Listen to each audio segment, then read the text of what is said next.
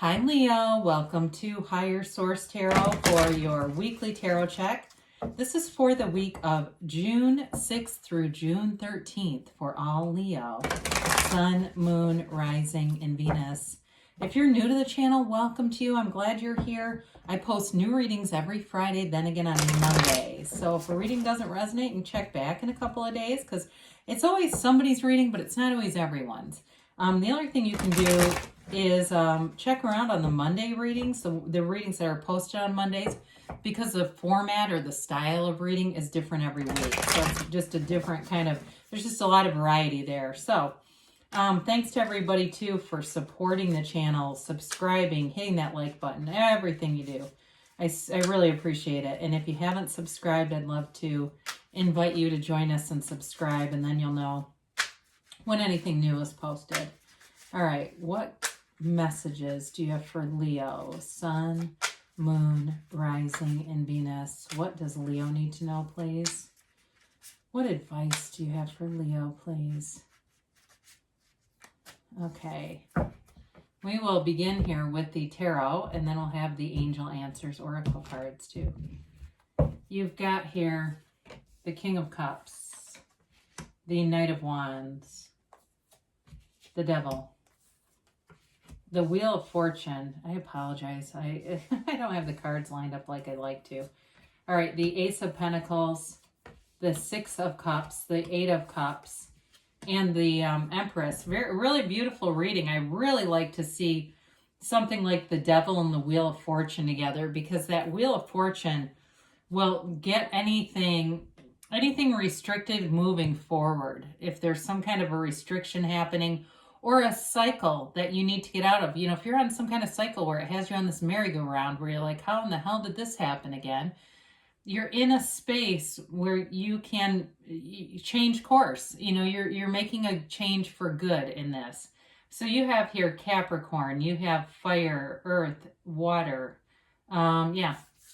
So with the King of Cups, there's an emphasis on self-development throughout the reading, and I feel like this is a part of it. You know, doing the things, exploring new vistas, exploring new parts of who you are, getting more into understanding your true nature, right? And that really ultimately is that of love. That's what you are, this eternal loving being.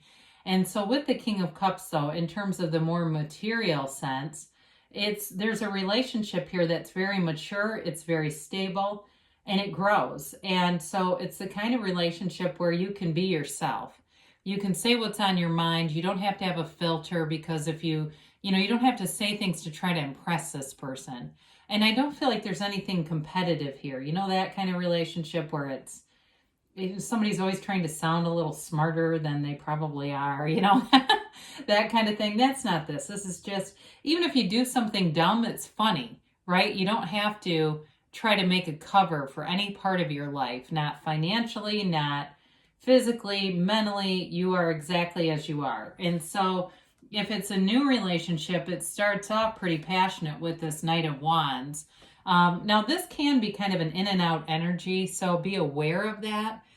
You do have some nice stabilizing energies here, though. So if it's something where you're saying, no, it has been, and I'm looking to make it a more committed kind of a thing, the energy is here, though, just acknowledging that's part of the reading.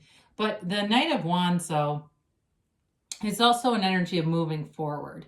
It's not a stagnant energy at all. And so in terms of a relationship, as I look at this, it may be something that really takes off.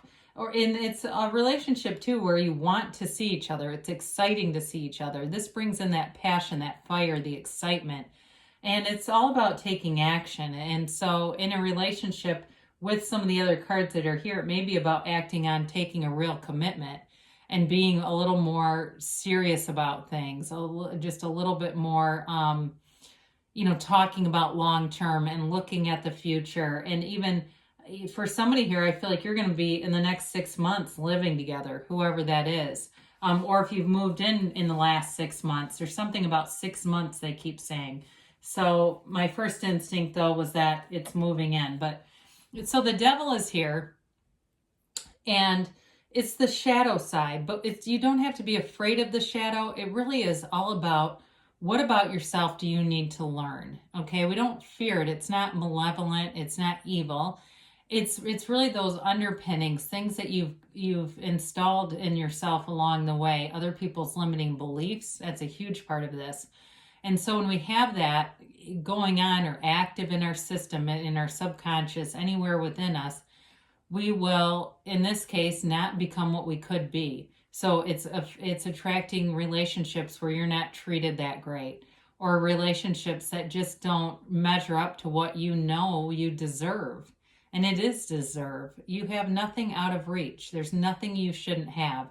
You're worth every single, great relationship, the money, the freedom, the adventure. That's all for you. And so with this, it's an indication of ending a toxic cycle, of breaking free of limiting beliefs, and walking free of this kind of energy where you have to, in some cases, give away a little bit of yourself. And so I talk about this once in a while. There's something called the 7 mirrors of relationships of the scenes. And Greg Braden did a video a long time ago that's on YouTube where he goes through each mirror. And I think it's the third, it's like one of the first mirrors, it's the third or fourth mirror, but it talks about attracting partners who have in them some quality that you've either given away, lost, or had stolen from you. And so you're attracted to this person because it feels like on some level they complete you. And so what can happen over time, though, with that kind of relationship is once the quality is reestablished in yourself, it becomes a real choice. Do I stay with them or not? So I do feel like, I'm sorry I got into that so deep, but I feel like for somebody here, there's something important about that and really understanding yourself. So pardon me for that, but again, it's spiritual and this is sacred divination.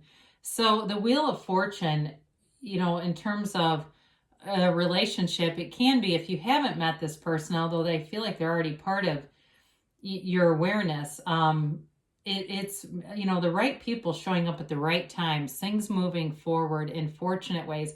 Also very high vibrational energy. As we look at this, even with money too, it's like having the right circumstances to grow and develop anything in terms of your career, in terms of money. If you're doing something like fixing up a house because your ultimate goal is to sell it for money, it's like you get all the best contractors, a reasonable rate, so that the job gets done well, but it's not bank breaker. That kind of stuff is all moving forward. Definitely as far as the right people showing up. So the Ace of Pentacles is a new chapter. It can be in love or money. So I do feel like for you, you've got nice aspects for both. I definitely feel it for love, but I also think that in terms of other parts of your life, it's also great for health. So as you're developing yourself, and we talk about the self-development stuff here, this is another aspect that becomes this long-term element in your life. So it runs through, and it's just a course of unfolding, more unfolding around you. But it's definitely a new chapter that allows abundance, allows for growth, and so does the Empress too. So I like to see those two together. So the Six of Cups, again, is an energy of happiness, reciprocity, taking care of one another, being protective and looking out for one another. So again, in a relationship, I feel like you've got a real transparency here, but a love and a consideration for each other. And in terms of your work life too, though, I feel like you've got kind of this fun, frisky atmosphere. I do see the right people showing up, but I also feel like there's a nice camaraderie wherever you go. And it may be even in where you live. You find neighbors help you out. If you have to go out of town, maybe they bring your trash out for you, or they water your plants or something like that. It's that kind of energy, though, where you don't have a shortage of who can I call for help, or who, where can I go for this? So the Eight of Cups, again, you're on this hero's journey, this seeker's quest. And it's an ascension here. It's moving up to better things. So I do feel like this is related to the devil energy and leaving behind restrictive old patterns. It's really about feeling fulfilled. And when you are in source energy, when you see life through the eyes of source, you are full. There's no depletion. There's nothing about your life that can feel inadequate to you. So I do feel like as you're on this quest, it feels right though. It's not a quest of lack. It's a quest of this fulfillment. In every situation that you walk into in this, you will know right away if it's the right thing for you. And I think you're going to use your own discernment in terms of if something's not right, I don't think you're going to stick around. And it may be in little things too, but sometimes those little day-to-day things are what turn into big things, right? Sometimes it's the choices we make in the privacy of our own company that can be the most powerful. So the Empress is here and it's pure love. You've got this vibrant, loving energy around you, and it's a card of fertility, yes, and there's definitely a relationship here, and there's also kids here too. So I'd say for some of you, if fertility is on your heart, they're trying to tell you it's just be easy about it. You've got the right energy here. But it's also a card of great creativity, of expansion, allowing your ideas to turn into material things, goods, services, anything like that. I do see somebody getting their nails done. I'm not sure if you are in the nail business or it's just you indulging yourself. It may just be a symbol for self-care also. Because with the Empress, she again also is one who indulges and takes care of herself. But you've got a wonderful reading here, Leo. I definitely feel like there's love in the air here, but there's a nice stability too in moving things forward. All right, let's see about the timeline here. And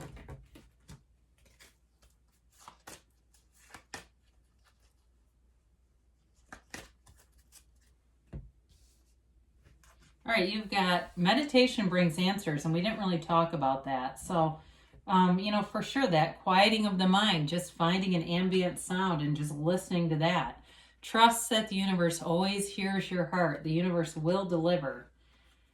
It's up to you. So you're constantly interacting with this universe, this beautiful, expansive universe. You are the universe. So know that everything comes from within you. You become what you are in the near future. Okay, so you've got a yes too. So things are definitely unfolding for you, Leo. Good things are on the way here. I love you, and I'll be back again soon.